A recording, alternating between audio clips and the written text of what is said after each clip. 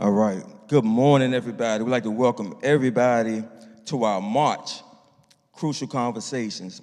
Today's conversation is a much-needed conversation for our community. Today, we're going to talk about set free, what liberation looks like after incarceration. I think this is a very important conversation. I know a lot of us like to act like we never lived a life that could have us incarcerated. I'm not going to be the one to sit here and paint that picture. I know God has been good to me, so I look at every day I spend free as a blessing, and I think that we really need to channel in and pay attention to what it is for people to be incarcerated and when they come home. Because just because they came home, just because they've been let out of prison, a lot of them are still not free. Majority of them are still not free. So we want to discuss some of those challenges today, all right? Today we are here to talk about freedom, but before we can talk about freedom, we must first tell the truth about what freedom really looks like. Because in America today, freedom is often misunderstood. We celebrate the moment someone walks out of the prison gates. We say they paid their debt to society. We say they're free now. But the truth is, release is not the same as freedom. Every year in the United States, over 600,000 men and women are released from prison and return to their communities. That's 600,000 people coming home with hope, with fear, and with the expectation of having to start over. But what many of them find is not freedom. Instead, they find barriers. They come home and discover that freedom comes with conditions. Freedom comes with rejection letters. Freedom comes with closed doors. Freedom comes with a stigma. Consider this reality. Formerly incarcerated people face an unemployment rate of over 27%, higher than the unemployment rate during the Great Depression. 27% higher than during the Great Depression. And in some studies, as many as 60% struggle to find employment after release. Not because they lack skill, not because they lack willingness, but because they carry a record that society refuses to let them outgrow. Housing becomes another barrier. Research shows that people returning from incarceration face housing insecurity at an extremely high rate, and homelessness significantly increases the risk of having to return to prison. Imagine being told that you're free, but having nowhere to live. Imagine being told you're free, but no one will hire you. Imagine being told that you're free, but every system you encounter reminds you of your past.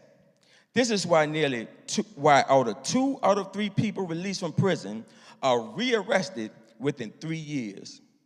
Not because they were incapable of change, but because they were released without restoration. And let's be clear, the issue impacts our community deeply.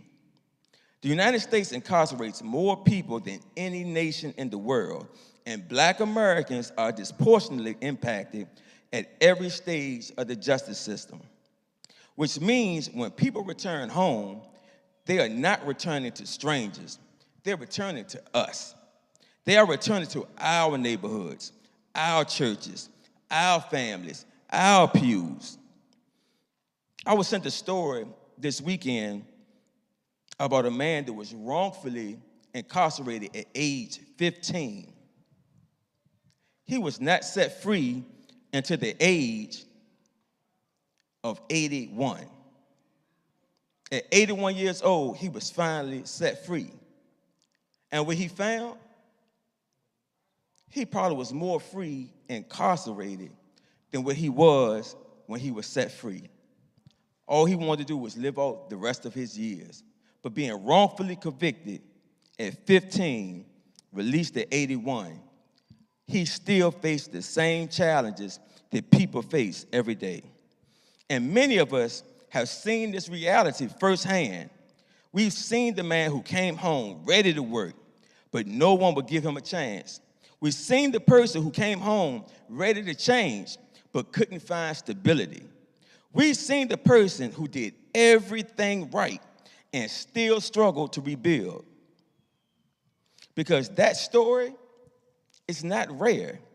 The story is the typical reentry experience.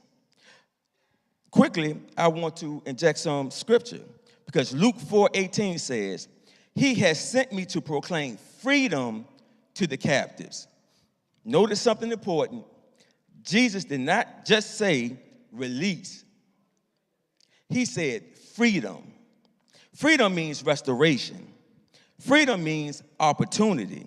Freedom means dignity. Freedom means community. Because true liberation is not just leaving prison. True liberation is having a pathway forward. And historically, when society failed returning citizens, the black church has stepped in. The black church has always been a place where people were seen not as their worst mistakes, but as God's creation. A place where restoration was possible. A place where broken lives could be rebuilt. But now the question becomes, will we continue that legacy? Because prison ministry is not just about visiting people behind bars. It's about walking with them when they come home. It's about helping them rebuild, helping them restore, helping them rediscover purpose. Because freedom is not complete until restoration is possible. And here's a deeper truth. 95% of people who are incarcerated will eventually come home, which means reentry is not their issue alone. It is a community issue. It's a church issue. It is our issue. Because when one person, just one person, cannot reintegrate, the entire community has to feel that impact of just one person. But when one person, that same, just one person, when just one person is restored, the entire community is strengthened. So today, this conversation is not about sympathy. It is about responsibility. It is about understanding that liberation is not complete until we create pathways for restoration. Because true freedom is not just leaving prison. True freedom is about coming home and having somewhere to stand. That's my monologue for today. Now I want to introduce our panel. This first guy to my left, I had to shout him out first and foremost because I wouldn't be standing right here if it wasn't indirectly for this man right here. Back in 2016, he had me to lead the marketing for the RUMI, the Richmond Urban Ministry Institute, their annual prayer chain. So as I was marketing the prayer chain, I came to Trinity. I just started coming back to church and asked Reverend James if I could announce the prayer chain to the church. And when I came to announce the prayer chain to the church is when Pastor James said, "You know what, Doc? We need somebody here that could do that for Trinity." Yeah, you know the Doc, so you know that stamp. So indirectly, I want to say thank you publicly because I would not be here today if it was not for the mission of this man, Mr. Gregory Day. Next, we have Miss Monica Lewis. Miss Lewis, she's great in Lucas, Miss Lucas. She's very great in mental health space. She's worked in reentry. Tell us a little bit about yourself and how you got here to us today. Hey, you stop talking. Well, my name is Gregory Day, and I am the director of the Richmond Urban Ministry Institute. Also, I serve as the director for Franklin Grove, which is a reentry program. We're located here in Richmond, Virginia, 3000 Chamberlain Avenue. We're the largest reentry program in the state of Virginia. You mind if I stand? I have to stand here. We are the largest reentry program in the state of Virginia. We are a 90-day transitional housing for men who have been formerly incarcerated. They come and stay with us for 90 days, and we focus on three things with them. One is housing, the other is employment, and the other is benefits. Because when they come home, they don't have anything. So they're starting their life over again. I've been with this company now for 16 years, been doing this work for 16 years. What Mr. Braxton just stated to you, I want to thank him because now he's one of my volunteers at the Richmond Urban Ministry Institute working directly with the men who have been fallen incarcerated. So we're doing a good work, but the work continues because he said it all. He has said it all. Am I free? I'm stuck with that in my head. When I am released from that prison, am I actually free? Good day, everybody. My name is Monica Lucas, and I am the co-owner and chief administrative officer at Trinity Counseling Services of Virginia. We are a local licensed mental health agency. We specialize in crisis services. So more specifically, we do a lot of residential crisis stabilization. What that means is that we have treatment facilities inside the community. We're in regular houses in the neighborhood, so you won't really know where we are and what we do, but we provide mental health treatment to individuals who are experiencing a mental health crisis. A mental health crisis is when a person is having some mental health difficulty and they may not need the level of treatment that requires a hospital inpatient hospitalization. We also have people who have been in the hospital who need a little bit more help and support, and so they will step down to us. We frequently get a lot of individuals who are coming to us who come straight from Richmond City Jail, Henrico Jail, and other correctional facilities throughout the state. And so we are charged with helping people to really kind of start over. A large population of our census includes individuals who are homeless, and so we strive to help them stabilize their mental health, but also to figure out what their next steps are going to be. I would say the greatest challenge for us is that our services are Medicaid funded, and so Medicaid insurance managed care organizations don't give us a lot of time.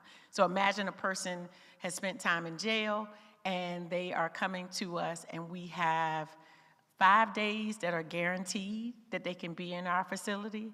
The other 5 to 10 more days that we could get are optional, and it's really up to the insurance company. So we can house them and treat them for up to 15 days, but only 5 of those days are guaranteed.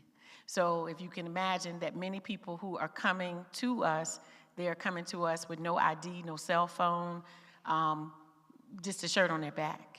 And so we are charged with trying to start over and help them start from the bottom and figure out a lot of different things in a very short period of time. To that extent, we also operate what's called the LEAF Project program, which is a temporary supportive housing program. That's here in the Richmond area also. And we are trying to, through that program, establish rehoming for people. Because you can give a person a place to stay, but some people don't really know what to do with that. Some people don't know how to make a bed because they've never either been taught, or if you've been homeless and all you were sleeping on was the ground, you didn't have a space where you made a bed. There are many skills that we try to teach these individuals so that they can rehome and be successful in the community. All right, and on the end, last but definitely not least, Brother Shaquille Ali with Help Me Help You Foundation. I often call Michelle Mosby all the time, plucking her nerves. I done plucked her nerves so much that she sent somebody else today, but we thankful for her service and for the foundation and for Mr. Ali. If you could tell us a little bit about yourself and the organization. Yes, so I'm Shaquille Ali, and I'm the senior case manager at Help Me Help You. I also am the founder and CEO of my own nonprofit organization called TRAP, which is an acronym for Total Reality Approach Process. And on one end, working for Help Me Help You, mostly everything they mentioned, we kind of do probably 99.9% of everything they said they do, because it doesn't take just one organization to do these things. So we all collaborate with one another to get the job done. On the TRAP side of it, we definitely advocate for people who go to court. We go to court for them. Sometimes we might got to write a letter, a recommendation. Sometimes we got to go before the judge and say, hey, let's not send this guy to prison. Why not send him to our program? And it's not for 90 days also. And let's see if we can work with this individual to make sure that he doesn't become incarcerated. I'm also a formerly incarcerated individual, so I know firsthand like what they've been through, what they will go through on the other side of the fence, and once they're released back into society, I know the battles and the obstacles that they face. And one important thing that I just want to mention is that a lot of people do not know is that when you've been incarcerated, when you've been charged with a felony, if it's just one felony, then you have 40,000 barriers against you when you come out from incarceration. And that's even hard to fathom, 40,000 barriers. It doesn't mean that you can't get a job just because you're black. But there's 40,000 reasons that they can give you not to give you that employment. So it's a difficult task. And one of the things that we don't have in this country is a mass movement for mass incarceration. And this is what is needed in this state, in this country. We need a mass movement for mass incarceration. I like that, and we're going to have to dig into that a little bit later, so earmark that. Mass movement for mass incarceration. I want to dig back into that. But now we're going to have some panel questions. At the end, we will have space for guests, if they have any questions, to be able to ask questions. My first question: what is the biggest myth society believes about what happens after someone is released from prison? To me, they believe that the individual is free. They're not free. They're not free. When a person is released from prison, first of all, as Mr. Lucas stated, they come home, they have nothing. Some of them don't have family support, and that's just something when you don't have family support. And they come home with nothing but what they have on their backs. So it's starting life over again.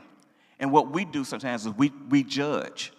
We judge those who have been formerly incarcerated. We should not judge those people.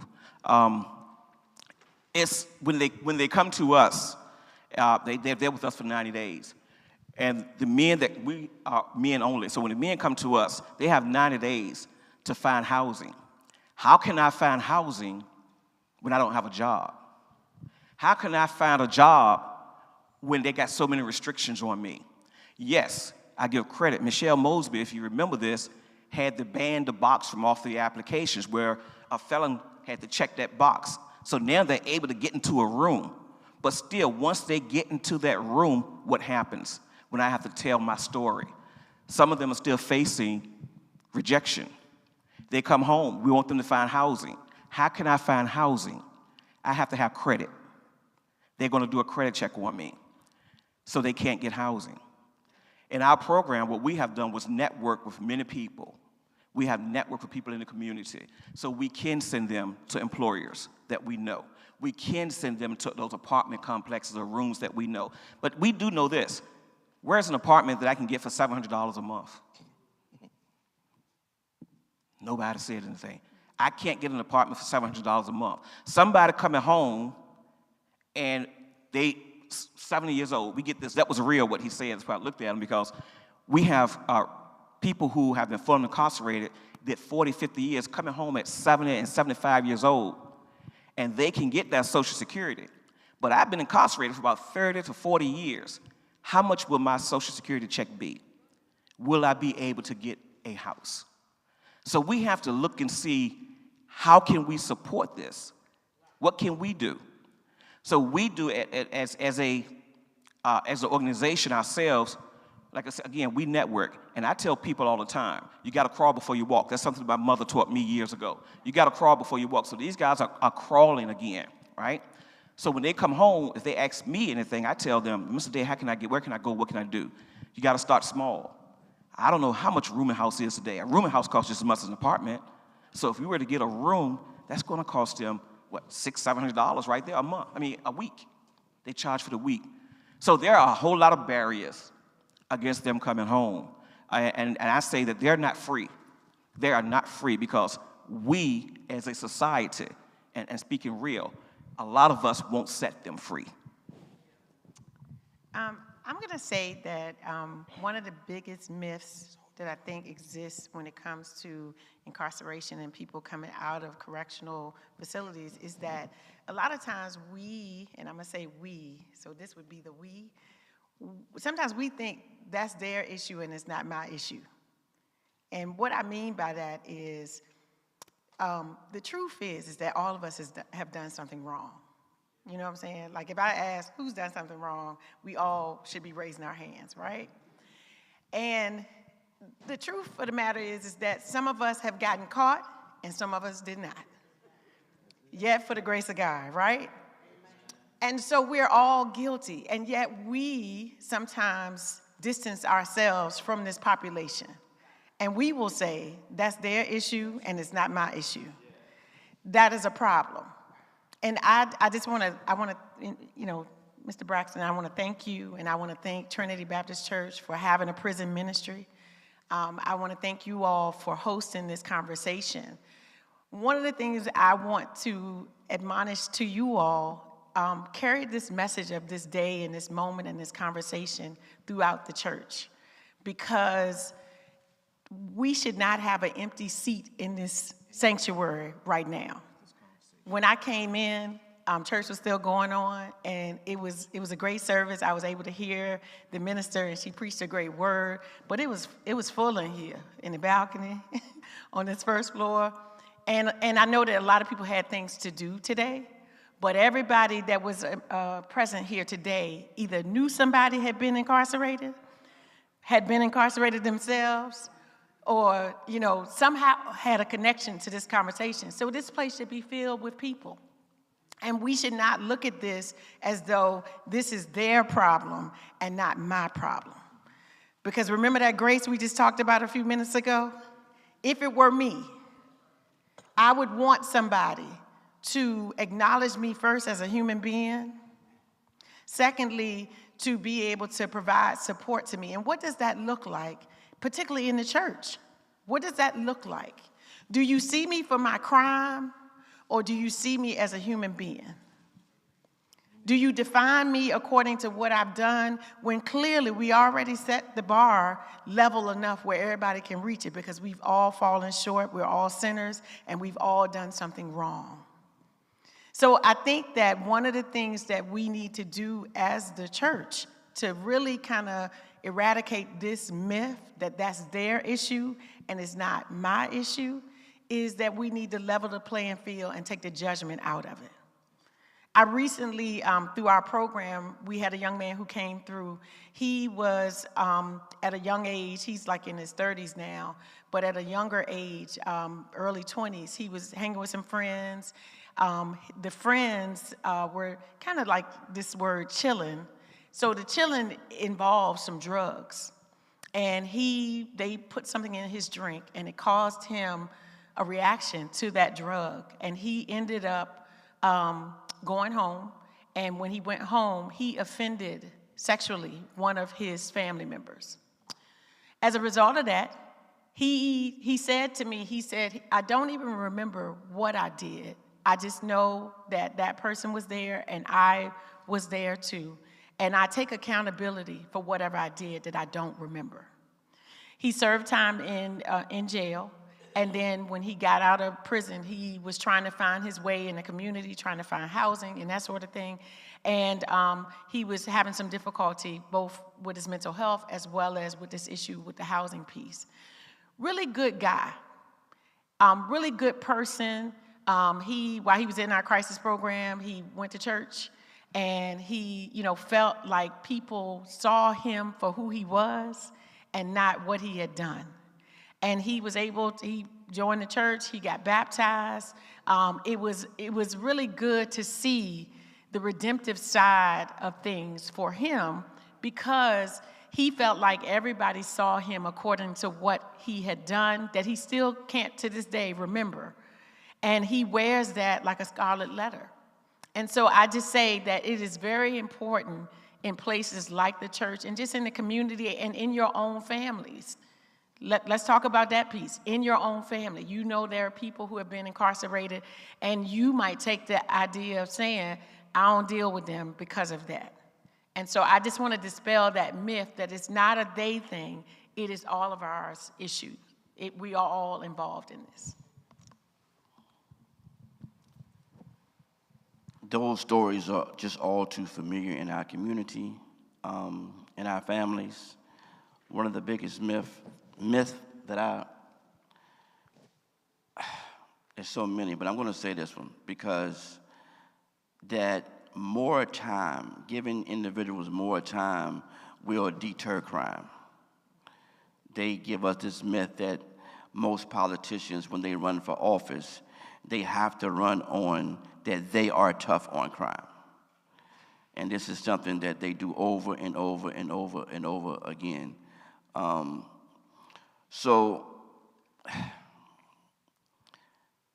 we have so many issues and problems in our community when it comes to incarceration, when it comes to individuals being released from incarceration, that collectively we are not on the same page. And I just need to be honest and transparent.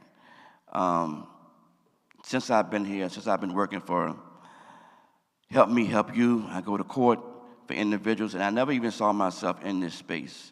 So to put a little clarity and transparency on my life is that I was incarcerated for 24 years in Virginia. I went to prison in 1994, and I came home in 2018. And so now I've been home for 8 years, and I never seen myself in this space that I'm in now, but there's a reason why I'm here. I think God put me in this place for a reason. I think God put me in this space for a reason. So I wanted to ask you all, how many of you in here think that you're free? Because we throw the word freedom around like, you know, like Oprah's, like, hey, you're free, hey, you're free, hey, you got freedom, right? If you're black in this country, one, we all suffer from a mental illness. We all suffer from a mental illness if you're black in this country. There is a difference between freedoms and liberties. We have liberties. We don't have freedoms. Freedoms is the people who are able to do what they want to do when they want to do it, and there is no consequence. Liberties is when you're allowed to do certain things, but you're only allowed to do those things because someone has gave you permission to do it. So we still suffer in our communities, and I hate to really go back all the way back to when we came over here as black people in this country, but we continue to suffer from a psychological effect of slavery. We still have not mentally released ourselves from that bondage. I was taught by my mentor when he said that if you do not understand white supremacy, what it is and how it works, everything else that you think you understand is only going to confuse you. Everything else that you think you understand is only going to confuse you. And so I attended another mentor of mine. I don't know if, raise your hands if you all knew King Salim Kalfani. Okay, so one of the things Salim taught me as my mentor was number one, and I'm gonna be real quick with this, is that you have to participate. Like Sis said, I don't know how many people was in the congregation today, but this church should be filled up. He said, because if you don't participate, you can't communicate. That your voice is irrelevant until you get into the fight. And I always say those that are closer to the problem are closest to the solution. You have to agitate. That you have to be able to, sometimes you got to ruffle a few feathers. He always said that the clothes don't get clean if you don't agitate in the washing machine. He also said you have to litigate. That if you can't beat them, take them to court. We have to learn the law. We have to learn legislation. Because in all actuality, the law is the crime, and I'll speak on that in a minute. But the last thing he said was to educate. That other cultures of people are not better than us. They just are better informed than us. That without information, you can't think. And without education, you can't think clearly. And so before I pass this mic, understand this, that we are not the criminals. The law is the crime itself. The law is the crime. When you give a 16-year-old 60 years in prison, they already know how that's going to affect them. That is the crime itself. When the government bring crack into our neighborhoods, if you all lived in the 80s, in the early 90s, when crack flooded our neighborhoods, who do you think made that crack? How did that crack get to our community? That destroyed our community and tore up our communities. How do you think it got there? And you don't think that they knew what it would do to our communities? That's the crime in itself. They are the criminals. The suits in the top, they are the criminals. Can I have 32 felonies and be the president of the United States? Can I? Why not? Because Mumia Abu-Jamal said that the law ain't what it say. The law is what they say it say. So I can read the law and a judge read the law, but the law is what he say it is. And so they commit crimes against us as human beings that's inhumane. And it's done every day because we do not have enough people involved. So I thank each and every one of you for staying back and hearing us and allowing us to share time and space with you. Because there was 400 people who also could have been here, but they are not here. But when one of their loved ones get arrested and get charged, who do you think they call?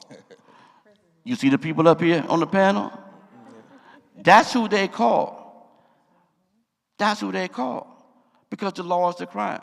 I got one individual, I'm going to pass with this, that's been charged with murder. This kid has never been in trouble a day in his life. He never killed anybody. He was with a group of dudes. They got into it. One of the dudes that he with pulled a gun out, shot the dude, killed him. It was about 6 of them. And what the state do? Gave all 6 of them the murder charge.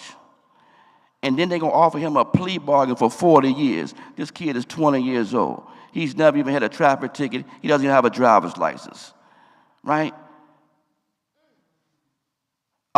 This is a plea bargain. And he ain't killed nobody.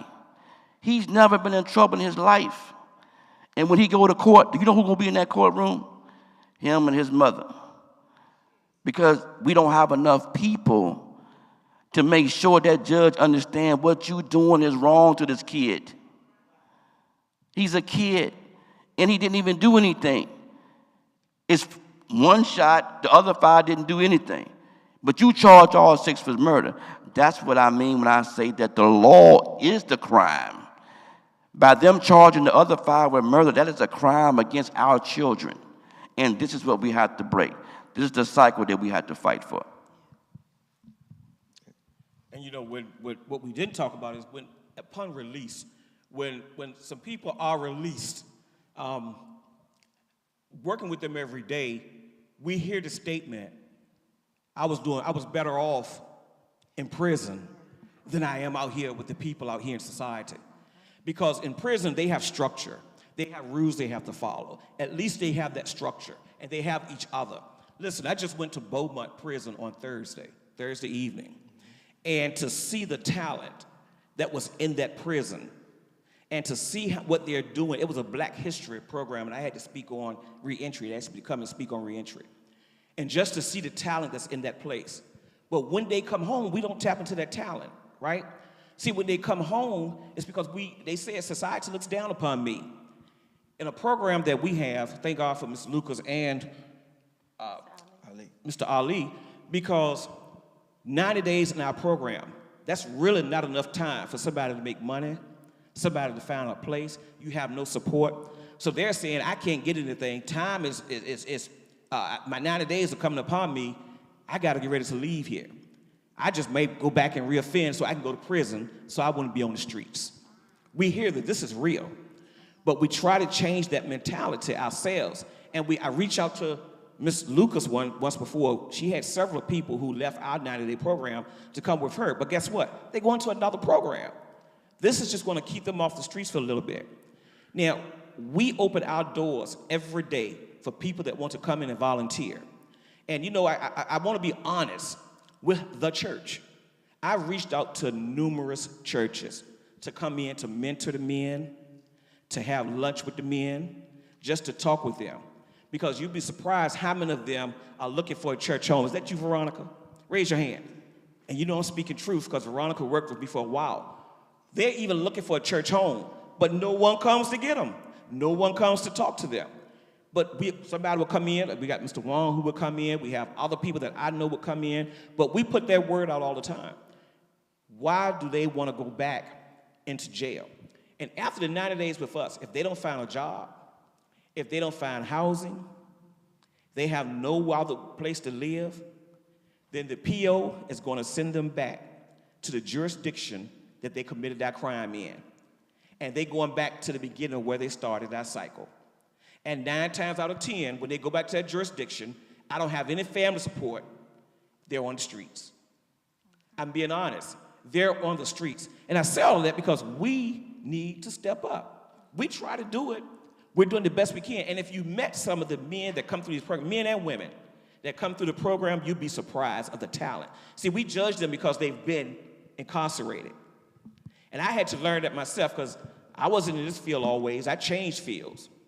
And I may have had that same mindset. But with working with them, this man right here would tell you every day I'm hustling. Every day I'm trying to make sure somebody's being taken care of. Every day I'm saying to them, when is your 90 days up? Because they know. And when the 90 days are up, they're gone. Now, we do have a lot of success stories because some will come in and hit the ground running. I got 90 days, I'm gonna get this job. They get good jobs. Some of them get really good jobs. And we're thankful for the people that hire them. But they'll come back and tell you, well, they told me I had to work the cash register, so they wouldn't hire me because my crime was robbery. I may have done a lot of things when I was a teenager. I'm 63 now, but I was a teenager before. And here's one thing we gotta remember. We've all done a whole lot of things, but we just didn't get caught and charged with a crime. Yeah, that's a lot of powerful information. I can already see early. We're gonna have to have a part 2 real soon to get information. Because of time, we could try to keep our next couple of answers under 2 minutes, so we could try to get through some things. But definitely, we got to come back because I really want to have a real conversation because this is definitely a conversation that the church needs to have. All right, but next question. What role does mental health and trauma play in reentry? What role does mental health and trauma play into reentry? Okay. You the better one. I was going to say Okay. Well, let me just say that, you know, all of us have experienced trauma. Okay, so all of us have experienced trauma. And so how we handle the situations that we have experienced in our lives determines, and how we manage it determines whether it is something that becomes overwhelming or not. When you talk about the scenario that Mr. Ali talked about with this young man, so imagine this young man is facing, you know, on a plea deal, 40 years in prison. Just think about the trauma that he is considering now, like he's experiencing now. And let's talk about the layer of the trauma from the initial incident, that he was there, and so he's accountable for being there. He didn't shoot anybody, but he saw somebody pull out a gun. He saw somebody die right in front of him, so trauma.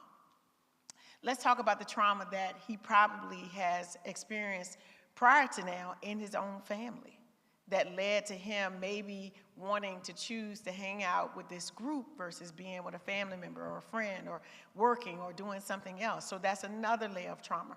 So when you see people, you are seeing them, but you don't know their story. And you definitely don't know their story of trauma because we all have one. The question is, what do we do with that? Some of us have developed a way to manage the situations that we have, you know, that happen in our lives. Some people, when it comes to mental health, you have a category of people who are genetically diagnosed and predisposed to a clinical diagnosis. You have another group of people who are like me, who don't have a clinical diagnosis, but we experience symptoms that mirror some of the symptoms that happen over here with people who are clinically diagnosed with a condition. We all have experienced death before. Well, when a person dies, there is sadness, there's withdrawal. You may not eat the same way that you did. You may not want to engage people the same way because you are feeling sad. You are experiencing the result of someone close to you who has died. A person with major depressive disorder there may not have been a death, but that person, how they present their symptoms, may look just like you did when you lost a loved one. So there are similarities in both. The person who is clinically diagnosed, though, will have that situation and those symptoms occurring a lot more frequently, and they will deal with it longer. Eventually, you may get over your grief, and you may be able to channel that expression of grief for your loved one into something more positive, and people don't see you wearing the same symptoms or looking the same way you did when that person died. You learn how to progress beyond that, okay? So those are some differences when we talk about mental health and how clinically versus just situationally things happen and how we respond to it. So we've got to have some type of means of figuring out what is in our toolbox to be able to handle these situations. All of us have something that we do when we're struggling or we have, difficulty that we do. And it could be good or bad. Some of us, do some things that we probably shouldn't do. Some people, we hear these terms, emotional eater. Thank God for Lent, and I gave up fried chicken for Lent because that's my drug, okay? I don't do crack cocaine, any of these drugs, but I tell my clients, I get it, fried chicken is my drug, but I gave it up for Lent, and I've had to, come up with some other ways that I can manage that thing. Yeah, I know, it's interesting. You're not alone. I mean, for Jesus, alone. I will, okay? You're not alone. But I'm just saying, we have to figure out how do we manage. Some people pray. Some people need to talk about it. Some people go to therapy. Some people journal and write it down. Some people need to listen to certain kinds of music. You've got to always have something in your toolbox to manage what's going on. Some people on the clinical side and some people on the non-clinical side take medication. That does not mean that anything is wrong with them. That means that they're managing the symptoms of their condition, okay? And so mental health is that place where people really, really don't see it the same way. We don't measure mental health and the seriousness of it the same way we do other physical conditions like cancer, heart disease, and all those different things, but we really need to. And that feeds into whether we're dealing with the trauma or we're not. And so. But when you say mental health too, you're talking anxiety. I mean, yes. we see people come home. We see people come home every day, and you all may not know this, but they're walking around you every day, and they don't like to be around crowds because they don't know what it is to be around citizens again. To go into Walmart. Yeah, they're panicking. They're panicking. Yeah. To ride the bus, they're panicking. They don't know. But then can you imagine somebody looking at me like I am really a criminal? I'm already just being released. I want to come here and be friendly. I want to buy something. But then you got people, and nobody's looking at you, but there's a whole lot of people around you. And then you freeze up. That's mental health. Yeah. They have a mental health issue. So most of the people you see walking around, if they've been incarcerated, a lot of them, you may not know it, but they're walking around and something's going to happen sooner or later, that issue is going to happen. Something's going to come up. I'm sorry. Yesterday, we buried a guy that was in my circle that shot himself in the head on Curry Street. Been home now for about 4 years, and they found him in a parking garage, and he shot himself in the head. I've known this brother for over 25 years, and I was around him a lot. And a lot of times, we don't even know that we have trauma because we don't know what trauma looks like. Because if you come from a community where everybody in that community is the same, then you don't really realize that somebody's wrong with you. So when I used to walk around in prison, my transformation came when I looked out and said to myself, am I just like the people that's in here? And my answer was yes, I'm just like them. And so being just like them, I never knew that anything was wrong with me until I figured it out. And how I figured it out, I had to look in the mirror. And sometimes when you look at the mirror, sometimes you don't like what you see. And so sometimes we have to make the mirror our friend. And that's what I began to do. So when I came home, I began to go to therapy. So by going to therapy, it really helped me a lot. And so I always advise some of my comrades to do the same, to get therapy. In our community, especially as black men, we don't want to go to therapy because they're going to call us crazy and things of this nature. But I try to tell him, no, you need to go to therapy. Trust me. You know, it will benefit you. So I have a peer support mental health workshop that I do every week on Wednesdays at the library on Franklin Street. I have about 25 VCU students that come to my class every single week. They are 18, 19, and 20. And you can hear what the young folks say and how they think and how they look at the world and see how disconnected that we are with our youth. We don't know nothing about them. Nothing. And now funerals have become celebrations. When you go into the church now, maybe not this church, but I've seen it on YouTube and other social media outlets where when young people get murdered in the streets, they playing music, they're having a party. So young men look at that like, hey, you know, when I go out, I'm going out with a bang. When the pastor say that he's up there with Jesus and he's on streets of gold and there's mansions in heaven for the individual that's laying there, they say, okay, hey, in death, okay, at least when I die, I can walk on streets of gold. And that's the mindset that we don't really think that they look at. When we look at the situation at Shockoe Bottom, when 9 individuals just got shot. And so on Friday night, they wanted to bring the communities together to speak about the gun violence in the city. How many people you think showed up? And somebody just give me an answer. How many people think showed up at that event? 25. Anybody else? 10. Anybody else? 6.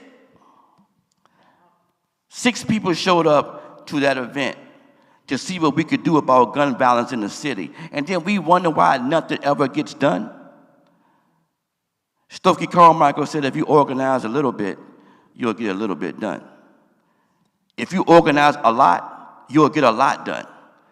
But if you don't organize at all, then you get nothing done. And the reason that we get nothing done is because we do not organize. We are not organizers in our community. When we look at the chapters of the Black Panther Party in the 60s and the 70s and the Civil Rights Movement, it's because they organized every day. They brought people in every day to organize, to change things and have an effect on this country. Now, we don't organize at all. You know why? Because we got just a little bit more. We got nice Mercedes-Benzes, and we got nice Cadillacs, and we got nice Lexuses. So everything is comfortable for us. We got nice jobs that pay us $20 and $25 an hour, and we just think everything okay. And while we think everything okay, our children is dying every single day in this community.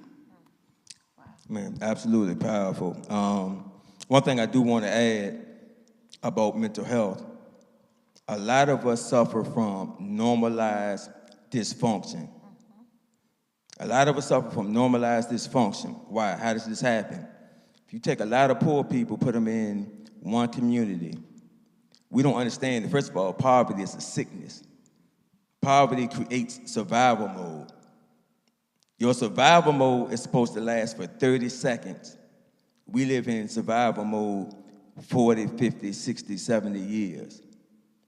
So we don't understand. Our way of thinking is formed by the other people around us.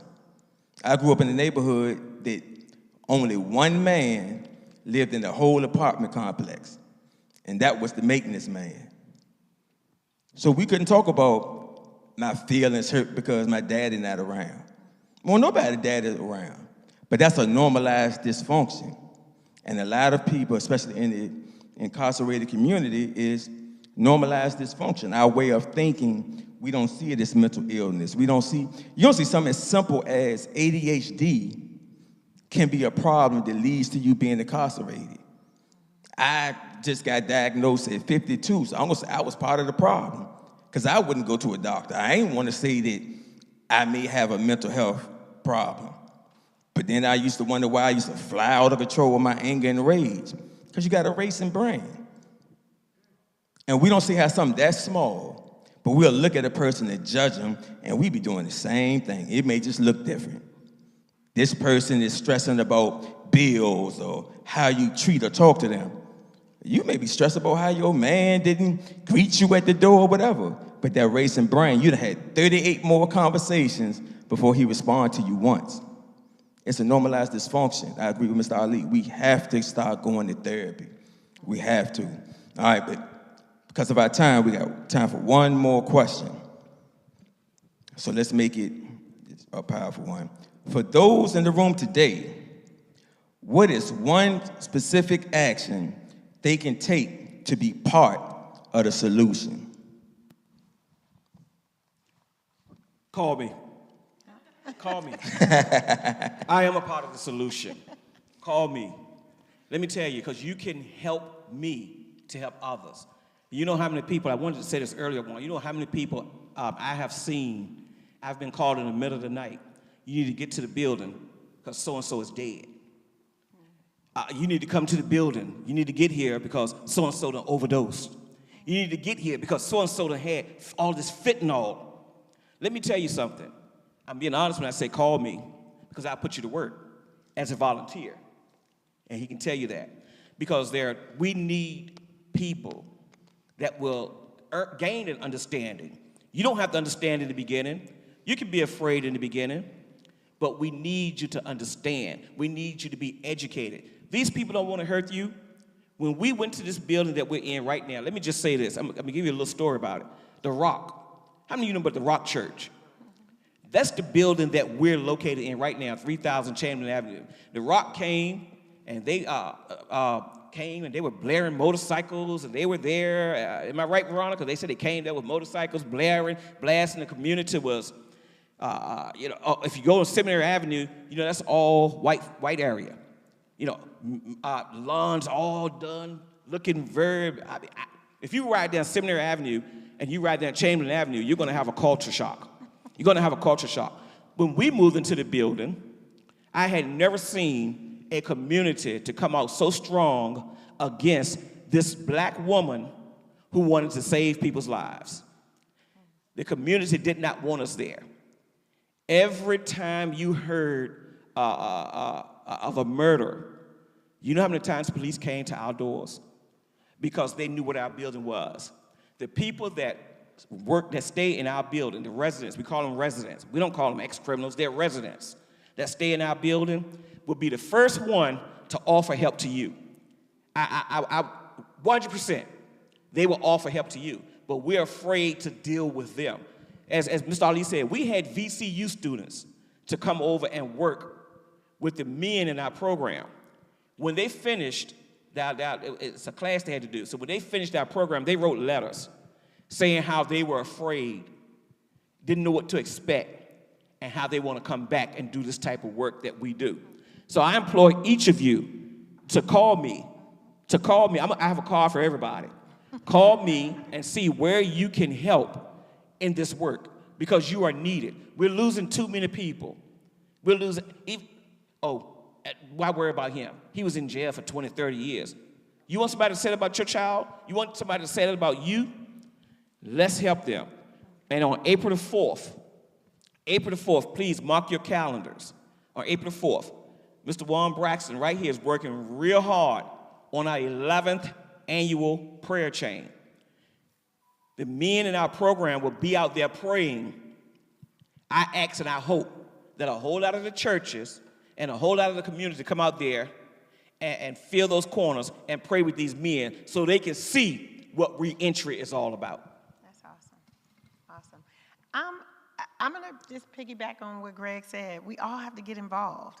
Again, we cannot act as though this is their issue and not our issue. We have all, depending on our age, have benefited from community.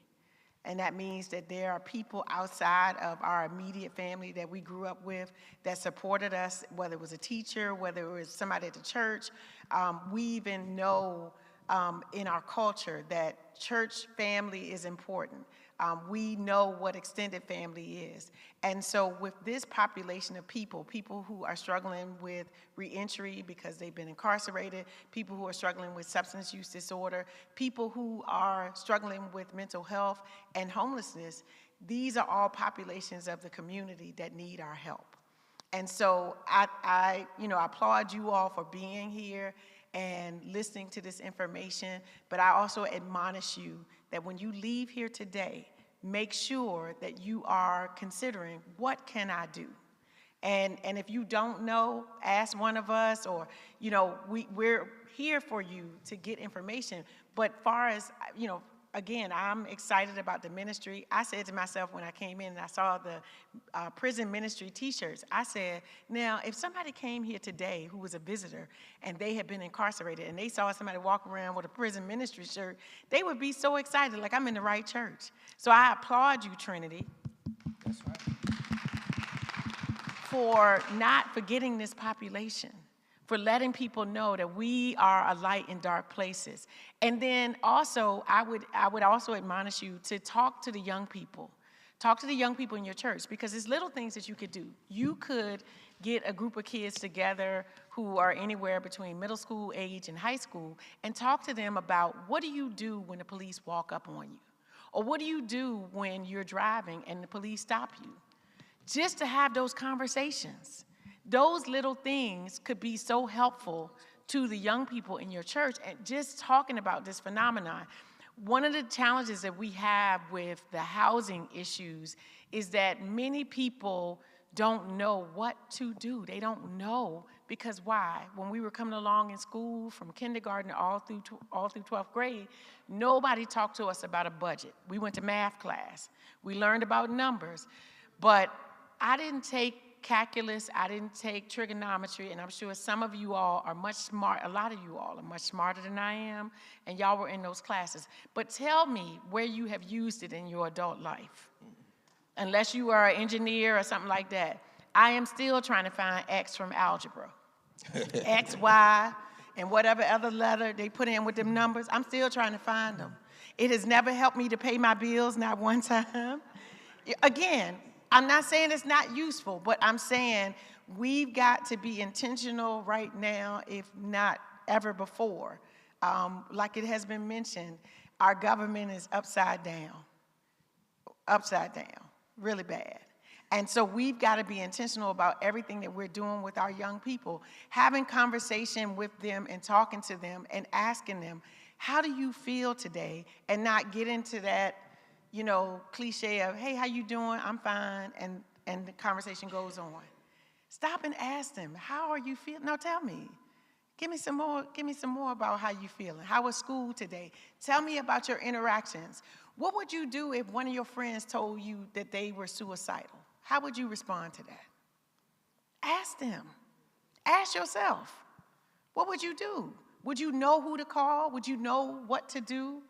These things are real, very relative to our everyday life.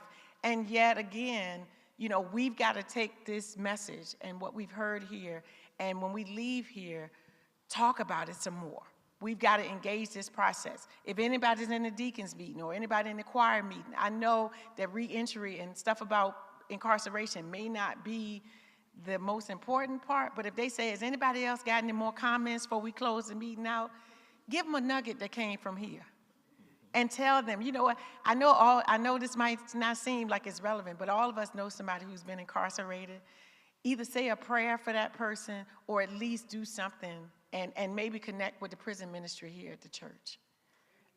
Because we've got to do more than just come to the meeting, listen. We've got to be boots on the ground. I know half of y'all in here got your fans and ready for the spring to come out and for them to play the song again. But it can't just be a dance that we do as a culture of people.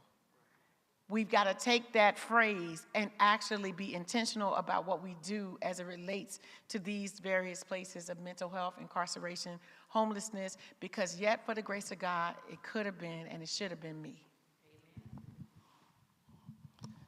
As I stated before, without information, you can't think. And without education, you can't think clearly.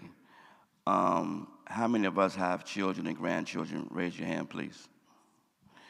What I want you to do when you go home, I want you to take away their cell phone for 1 week. Come on, go hard. Do you see what went through our head? Because as I'm talking, you're talking to yourself. And when I said take away your kid's cell phone, you was like, yeah, right. Because some of them will have a trauma effect if you take away that cell phone. Trust me. The other thing is that when I talked about information, my advice to you, if you never sit in a courtroom and you know that maybe your sister's son or a cousin or someone from the church child is going to court, I want you to go to court with them. I want you to sit in that courtroom and see how the process is done. Because believe me, Matlock, LA law, these things are fake. This is not how courts are ran. Go there. When I went to court as a young man, even when I was a kid, I was in trouble a lot. My mother had to work. My father had to work. And they didn't come to court with me. Now, I never understood the magnitude of that until I got older. But I see it today that I go to court with a young man and his mother's not there, his father's not there, and most likely they got to work. So they don't have time to they can't take a day off to go and be with their child. We got to go into the courtroom. Just think. How many of you got grandkids or kids that play basketball or football or baseball or league baseball like that? Go to one of them games and see how many of us are at these ball games. And look and see how many of us are at those ball games screaming at the referee that they cheating their son. I've been there. Just think, just one day, if 200 of us showed up in a courtroom for one young man, the effect that judge would see 200 of us sitting there like, whoa, why are they here? And can I treat this young man unfair in front of all these 200 people? He's going to have a different mindset. When that kid go to court by himself, that judge already know I can do whatever I want to this kid because nobody cares about him. I can misuse the law because nobody cares about that kid. And last but not least, am I at 3 minutes? Last but not least, one of the things I always say is a solution to a lot of our problems, and that's family dinners. Just go back to having family dinners. Have your kids and your grandkids at the table without the cell phone, and let's eat a good meal, and let's talk, and let's know each other. The kids from VCU in my class, I said something about Jesse Jackson, and they didn't even know who Jesse Jackson was. Yeah, that's tough. That's real tough. That's tough. But you said family dinner, my stomach started growling, so I want to try to get this out here quickly. Does anybody have any questions for the panel? Any questions? No, I just want to tell them thank you, man. Oh, you got one? Hey, I don't need no mic. Hey, I just want to thank y'all for what you're doing. You know, I came up in Highland Park, and I know about what you're talking about. One of the ones that got by the grace. The grace. And climbed to the highest ranks in the military. But I got over by being in this church, people praying for me, right? Got a lot of friends locked up, gone, dead. That era of that crack back in the 90s, you know, even at Virginia State, a lot was going on. But I knew the Lord, right? And so that kept me, right? But I had family members in and out of trouble and different things. I'm not ashamed of it, because I try my best to talk to people about it. But I thank God for you all. I do. I thank the Lord for you, right? Because some people have a curtain, right? Everybody has a curtain, right? And it's something in their life that has happened, or something to a family member or somebody. But they're not going to pull that curtain back, right, to show you. But God see everything, right? So I thank y'all for what you're doing. I know I got a little filled up in my heart because I know that it could have been me, right? Could have been me buried, locked up, or anything. But God had the mercy, right? So I thank y'all. I've been taking notes over there, right? I'm in the prison ministry with them. This is an important ministry for me. I want to do something, and I'm learning, right? And I love the young people so much because I have so much that I need to learn from y'all. Most of my young adult life, I've been pushing troops, thousands of them, combat, 3-4 times in combat, right? So I got something to give back to, but I thank y'all, and I thank you for teaching me today about what's really going on back in my hometown, right? So that I can be a part of this and try to make an impact. I thank y'all for listening to me today. Love you, Deacon Juan. I thank y'all. Some of you two guys, y'all look very familiar to me. You know, I might know them bloodlines.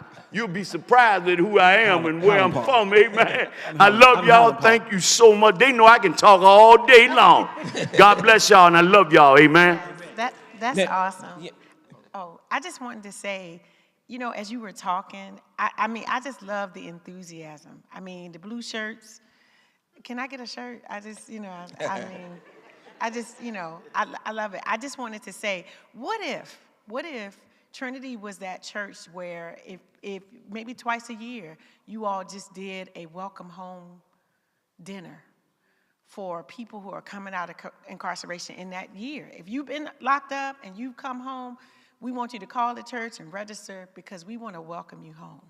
Do you know how something like that would change the trajectory of this conversation for so many people? And remember, like Mr. Ali was saying, the cell phone, one of the things at my agency we have done just a little research on is the fact that in my generation, I'm a 70s baby, and the dining room table in my generation coming up was the most important piece of furniture in the household. Mine was rectangular. And so we prayed at the table, we ate at the table, we learned respect at the table. I knew that my brothers knew they couldn't get the big piece of chicken because that was for my daddy.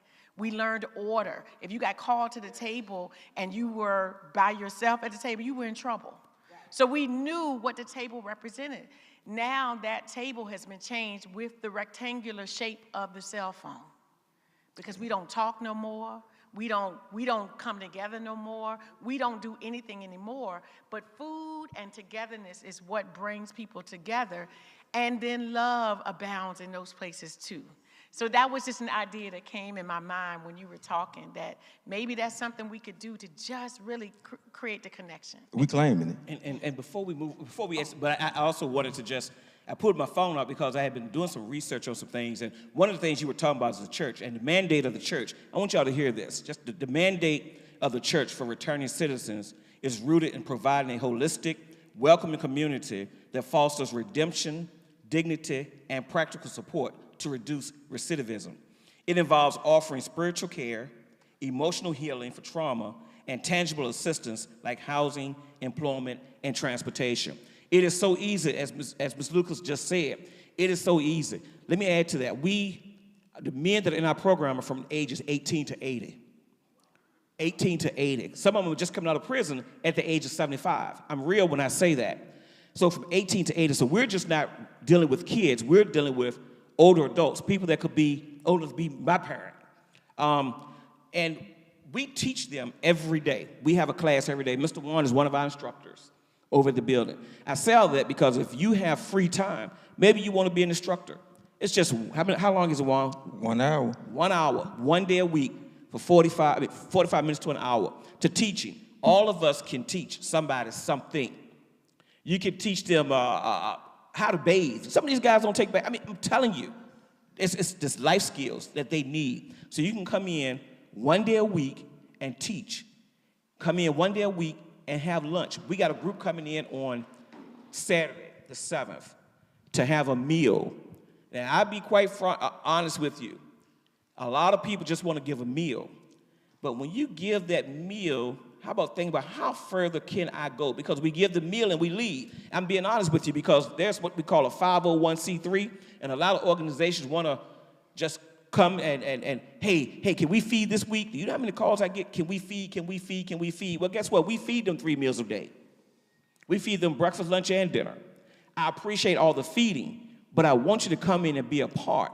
So you can have that, you're being educated at the same time and have that different mindset of how I can help these people, these young men, or I call them all young men be successful when they leave and go out and live into a community, and they can be successful with that. Thank you. Good afternoon. Thank you all very much for all this information I've learned this afternoon. I'm so thankful that you have the resources to provide what you're providing to these residents. And I know what things happening in the White House, funding being taken away for a lot of things. I'm just glad that you all have the funding, your resources to do it.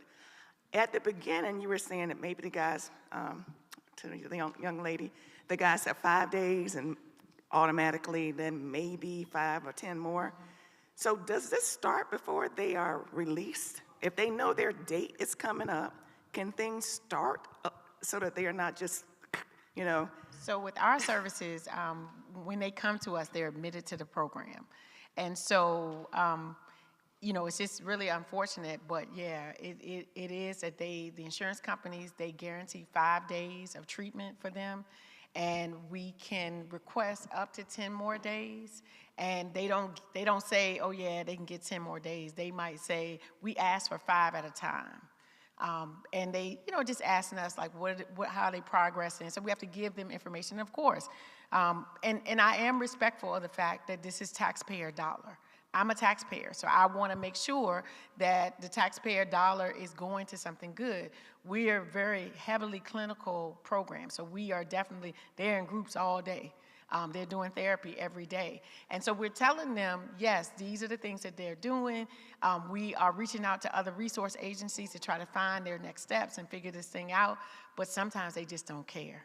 And so whereas we might ask for 5 days, they may, and they don't tell us right away. We may not find out till after we've done 5 more days, and they say, oh, we're gonna only pay for 3. So my agency, we get caught up with a lot of pro bono work, and we just have to suck it up and just do it sometimes, and it just is what it is. But it is really an unfortunate situation. They don't really understand the magnitude of what's happening in our places of treatment and facilitation to know that this is necessary. We really, like if we could have people for 30 days, then we could probably do a lot more. But that's just the system that we're in.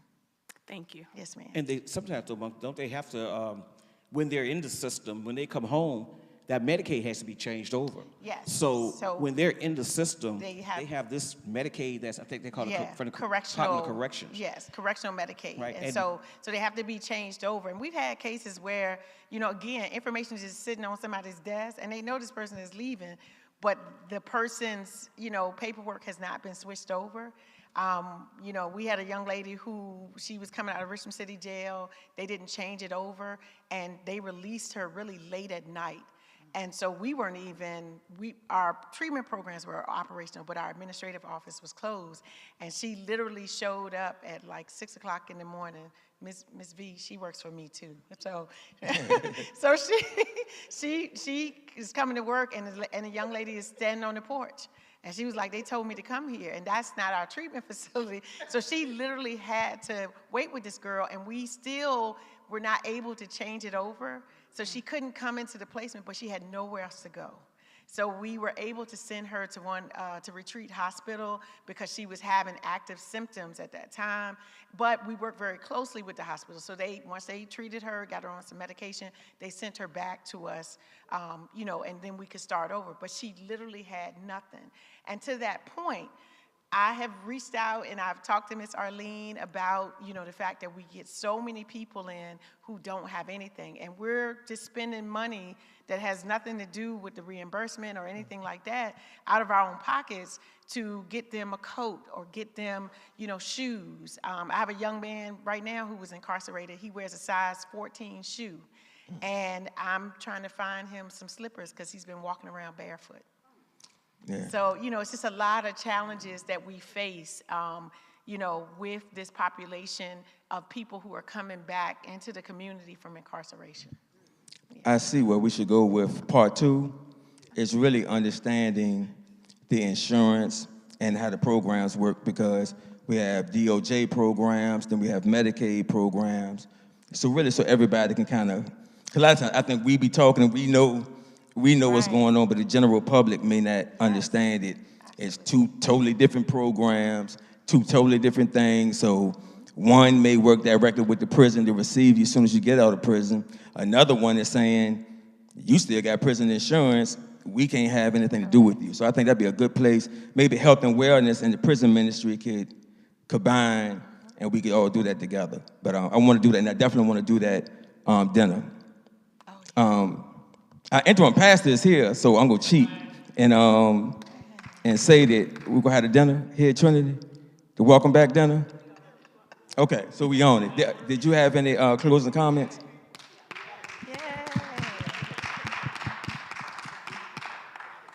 So first of all, thank you all for having the conversation, taking your time out to come and educate us a little bit more. And this is definitely a conversation that we're gonna have to have in front of the congregation, because I feel you. They were all here and they all left, and they could have stayed. Okay, but we're gonna have it on another time. We're gonna give them an opportunity to be a part of it. Yes. But I am gonna have our prison ministry. They are great here at Trinity. They do phenomenal work, and we're gonna give these ideas to them and let them develop those things fully to see what we need and how we can help support you all. Because Trinity is always that church, and we've always been trailblazers, okay, in the city. And so we gonna be trailblazing in this prison reentry efforts. And you mentioned something we can definitely do, because we love to eat, me included. Yes. Is that when we can put on a dinner and a welcome, and our prison ministry, I'm gonna let them coordinate that. Make sure you guys give them your contact information. Yes. And the gentleman right here that said he needs some volunteers, we'll make sure you get some volunteers up to your house. We have participated in the prayer chain the last couple of years. I have been out there. What time does it start? 11. Lineup is at 10 and the prayer starts at 11. Okay, so this year we're going to be there, and then we're going to run back over here because we got Easter egg stuff going on. But we have been out there in support of your efforts. So Trinity is going to be supportive of your efforts, and we look forward to helping you all, because we do understand that if it wasn't for the grace of God, there go me. There go me. So that's right. Praise God. Thank you. Yeah. Oh, that's okay. I was listening to a young man who said, if we could have someone to go to the court with youngsters. It reminded me of something that Trinity did, I'd say about 30 years ago. I'm 87 now, so I was much younger. And what we did through the prison ministry, we formed a group who went to Hanover School. And we taught every Thursday. We sat around the table. Each one of us was given one student to talk to. And I can't think of the name of the program, but it was, we had members who went, to the young men who were there, we taught them English. We taught every Thursday, we listened to them, and they listened to us. Now, what happened to that program was unfortunate. The person who was in charge of it, she was really, really good because she was there because her two brothers had been imprisoned before. But in all of our talking to our young men, one was released, and within 2 weeks, he had been murdered. And that destroyed the young lady who was in charge of our program. Our program died. But listening to you as an old lady now, it would mean probably a lot to see someone there. And I'm willing to be one of those persons there. Amen, Queen. With a young Yes. person. Yes, absolutely. We thank you, Reverend Bruce. We thank you for that. Could our prison minister stand real quick? Man, I thank y'all for showing up. That's right. Got the blue on, man, just looking incredible. We thank y'all. We got one more question, but thank y'all. I thank our prison ministry. I don't have a question, but I just came before you today. We have been working with Michelle Mosby, and at this time, I would like to give you a donation to help me help you. Oh, that's awesome. Oh, are you giving to Michelle or Shaquille?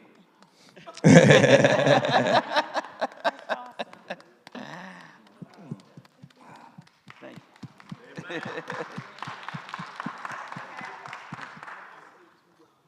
And that's on behalf of the prison ministry. Again, thank you all. One of our goals for the prison ministry for 2026 is to learn the resources that are out there for residents, and also to be able to communicate to the community the resources that you all have. We have done the Angel Tree for many years, so we do have a list of the caregivers of the children whose parents are incarcerated. So as we gather the resources from you all, we will be communicating that information to them, the caregivers, to help them to realize what's the next step when those individuals are released. So again, thank you. We will be working with you. Flood us with the information. Our email, TBC, Prison Ministry 2811 @gmail.com. Thank you. Thank you, thank you. Good afternoon. Thank y'all so much for coming. My husband's name is Torrey James, and I'm Mary James, and I'm already out in the field. We work it all the time. We donate bread, we donate honey buns, and we also, we do seniors. We go to Jackson Wall. We go to all of them, every last one of them. So we work the community. We put them in the right direction, and we know a place where they could go if they need any help. So this is kind of like in me and my husband field. We work it very hard, so I know what y'all going through. But I didn't know y'all had that many places around here, so thank you so much. I really appreciate that, and that helps me as being a community service. Thank you, thank you, thank you. And I definitely want to make sure that we spend time. Yeah, come on, First Lady. That we build true partnerships. When we bring people in for a panel, I don't want it to be an hour and a half conversation that we go home and, I want it to be that this is family. Y'all part of the Trinity family now, so Serenity is part of Trinity. Room is always going to be part of Trinity as long as I have breath. And help me help you, I mean. Can we adopt Trinity and put it in right? I want to adopt Trinity. Let's go. I want to adopt Trinity today. Let's go. You know why? And I say that, let's adopt Trinity today, because I got 20 people in the building right here on Chamberlain Avenue, right up the street, on Brooklyn Park in Chamberlain, that's waiting to join a church. We used to have Bible study in that building. There is no Bible study because no one comes to do Bible study with them anymore.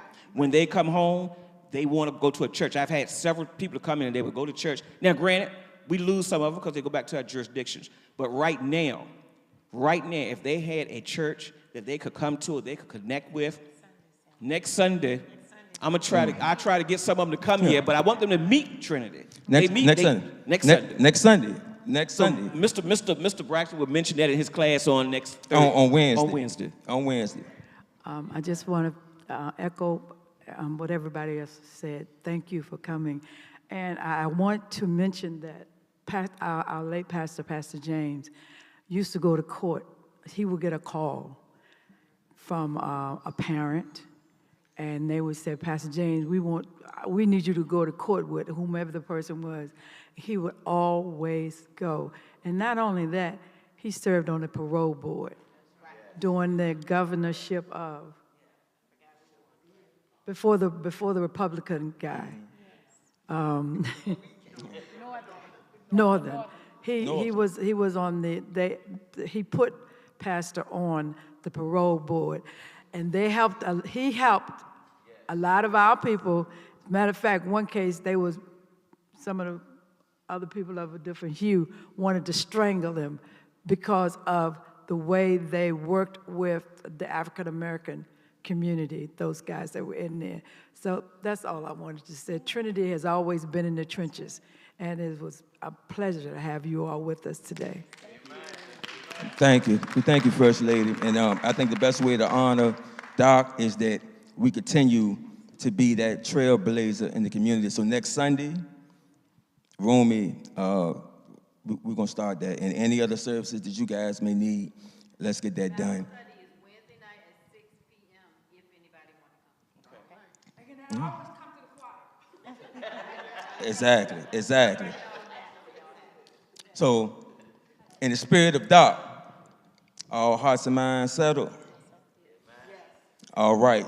One more time, can we get a round of applause for our panel?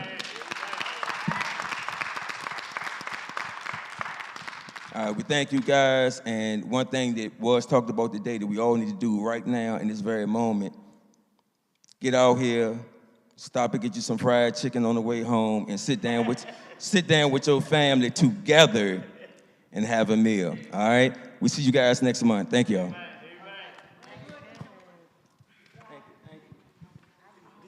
And as you all walking out, I got to say this, and I'm sorry. Y'all can still walk out. But Queen Mother, right here. Reverend Bruce, 87, just set a precedent in front of all of us. And you all gonna let her outdo you? 87, you gonna let her outdo you? No, you better join her. Where she go, you go.